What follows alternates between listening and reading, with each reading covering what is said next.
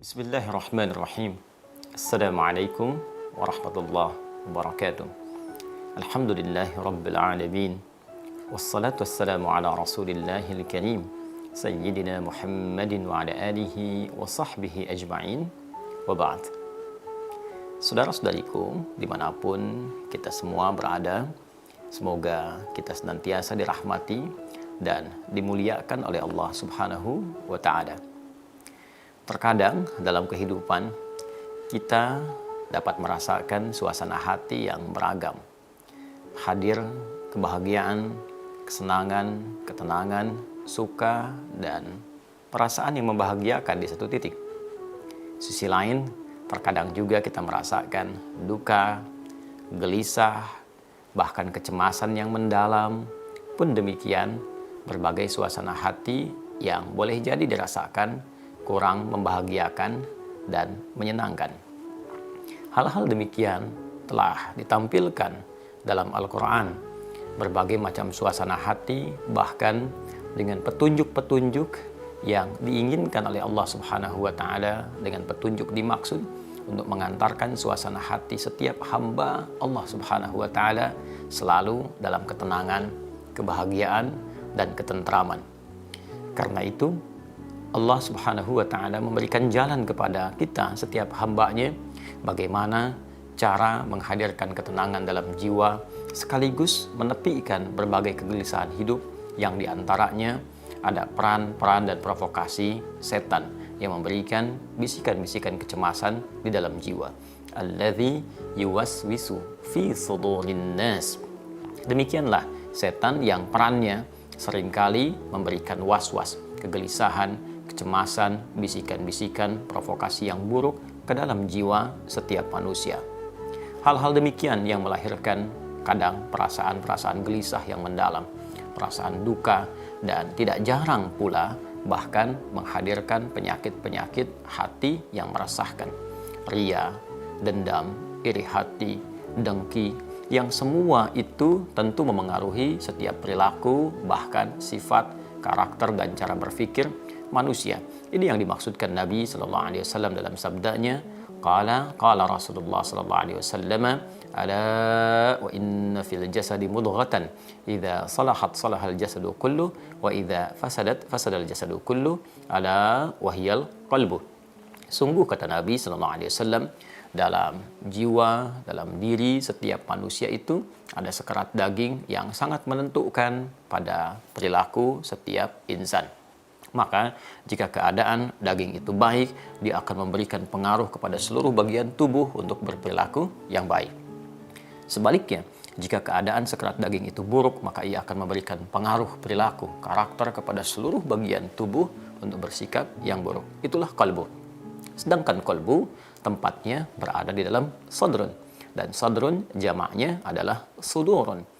Dan sudur ketika ditampilkan dalam Al-Quran diberikan kesan bahwa ada provokasi, pengaruh-pengaruh, bisikan-bisikan setan yang memang memanfaatkan bagian kolbu itu supaya manusia bisa digerakkan oleh setan untuk berperilaku hal-hal yang kontraproduktif, hal-hal yang negatif. Alladzi yuwaswisu fi sudurin nas.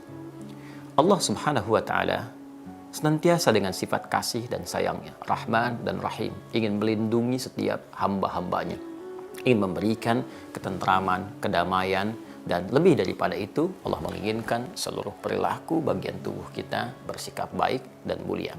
Karena itulah ketika Al-Quran diturunkan kepada Nabi Muhammad SAW, maka di antara fungsinya adalah memberikan ketentraman, kedamaian, dan mengobati berbagai macam penyakit yang berpotensi menyerang kepada hati, mengontaminasi jiwa. Al-Quran surah ke-10 Yunus di ayat ke-57 Allah menginformasikan ini secara komprehensif, secara holistik, secara menyeluruh, dan memberitahukan kepada seluruh hambanya yang menginginkan suasana hati yang tenang, yang damai, yang tertib, dan yang membahagiakan. A'udzu billahi minasyaitonir rajim. Ya ayyuhan nasu qad ja'atkum mau'izatum mir rabbikum wa shifaa'un lima fis sudur wa hudaw wa rahmatul lil mu'minin. hei semua manusia tanpa kecuali. Masya Allah, ayatnya dibuka dengan kalimat ya ayyuhan nas, hei semua manusia tanpa kecuali.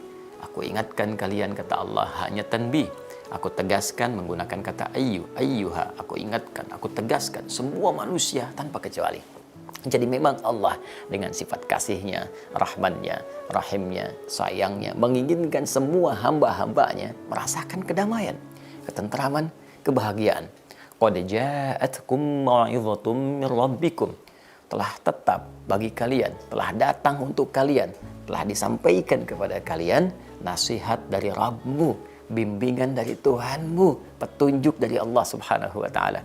Kita seringkali minta nasihat kepada orang-orang yang kita anggap mulia, orang-orang yang kita anggap bijak, orang-orang baik, orang-orang saleh. Dan kita mendengarnya dengan sangat fokus. Kita memahaminya, merasakannya, dan ingin mengamalkan dalam kehidupan. Sekarang Allah sang pencipta kita, Allah yang mencipta semua orang-orang baik itu, yang menggerakkan segalanya, pencipta alam semesta, pencipta segalanya. Di titik ini Allah memberikan nasihat kepada kita semua. Allah menyampaikan, hei, telah tiba, telah datang kepadamu nasihat dari Rabbmu, dari Allah, dari Tuhan yang mencipta dan merawatmu. Dan yang paling indah adalah wasyifa'ul lima fis sudur. Dan ini informasi yang disampaikan, nasihat ini akan menjadi syifa. Apa itu syifa? Syifa seringkali diterjemahkan dengan obat. Tapi syifa bukan sekedar obat. Syifa adalah obat bagi penyakit hati, obat bagi penyakit jiwa. Syifa juga bisa berarti obat bagi penyakit-penyakit yang manusia sudah menyerah dalam mengatasinya, yang manusia merasakan tidak punya kemampuan lagi untuk berikhtiar di dalamnya, sehingga mengembalikan semua kesembuhan itu kepada Allah Subhanahu wa taala. Dan puncak penyakit itu yang paling berbahaya adalah penyakit di dalam jiwa.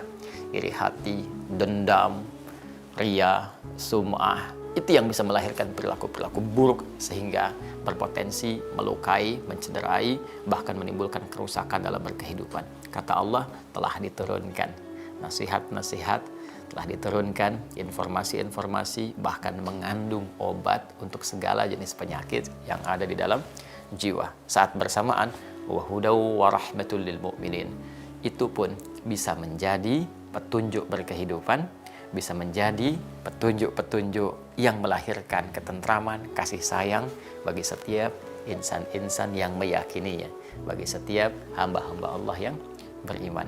Apakah yang dimaksud dengan mau'izah di sini? Nasihat dimaksud yang bisa menjadi syifa, bisa menjadi hudan, bisa menjadi rahmat. Maka dijelaskan kembali di Quran surah ke-17 Al-Isra di ayat ke-82. Allah Subhanahu wa taala berfirman, a'udzubillahi minasyaitonir rajim, wa nunazzilu minal qur'ani ma huwa syifaa'un wa rahmatul lil mu'minin wa la yazidu dzalimina illa khasara. Dan dengan keagunganku, kata Allah, kami telah menurunkan ayat-ayat Al-Qur'an itu yang bisa menjadi syifa, yang bisa menjadi rahmat bagi setiap insan yang meyakininya, insan beriman, kecuali orang-orang yang mengingkarinya, tidak menambah apapun itu semua kecuali hanya kerugian saja.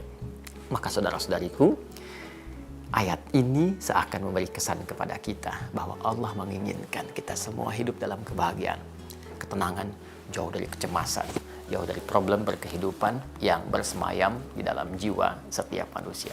Maka dari itu, rumus cepatnya, jika sedang mendapatkan kegelisahan, jika merasakan gejolak-gejolak di dalam hati, alih-alih membuat status-status di media sosial atau berbicara ke kanan dan ke kiri yang tidak menghadirkan solusi, maka nasihat dari Allah, ambil wudhu, menghadap ke arah kiblat, buka mushaf, dan bacalah Al-Quran itu.